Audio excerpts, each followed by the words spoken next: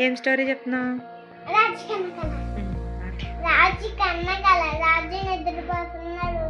అటు అతనికి ఒక కళ వచ్చింది. నాకేం కళ వచ్చింది అని ఆలోచించాడు.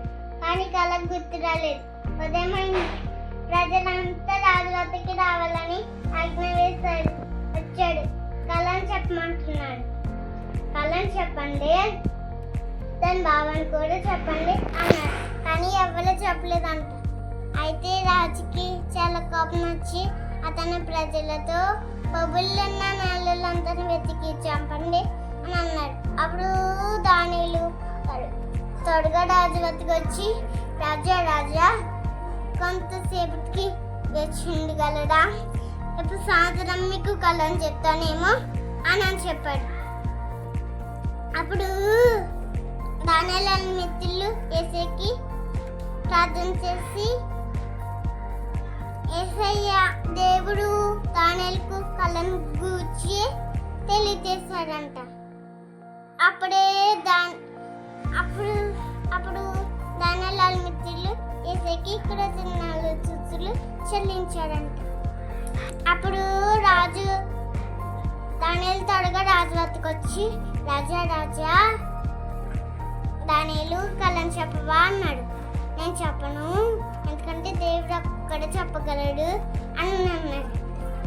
అప్పుడు కళను చెప్తాను వినండి.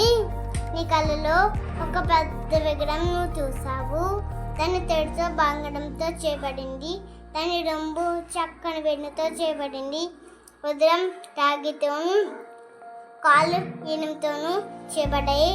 అప్పుడు ఒక ఎత్తైన పర్వతం నుంచి ఒక పెద్ద రాయ దొల్లింపబడింది.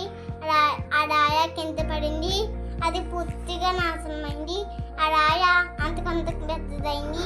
ఈ ప్రపంచం అంతా పెద్దదిగా ఎదిగింది అని చెప్పాడు. ఇప్పుడు చెప్తాను వినండి. అంతమైన తెలుసు నీవే, ఎందుకంటే నువ్వు గొప్ప రాజువు. నువ్వు మన నించిన తర్వాత ఇంకా రాజులతో, కానీ నీ అంటివాడు కాదు. ఒక ముఖ్యమైన ఒక వ్యక్తి లాంటి రాజు వస్తాడు. అతను అందరిపై పరిపాలన చేస్తాడు. అంటే అన్నింటిని పగలు కొట్టిన రాయనంటి వాడు వస్తాడు. ఆయన యేసుక్రీస్తు. అతను ఈ సర్వ ప్రపంచాన్ని గెలుస్తాడు అని చెప్పాడంట. అప్పుడు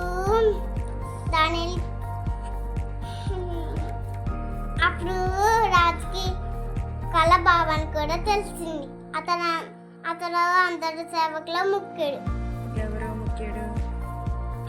దానియేలు. అయిపోయిందా? Very good.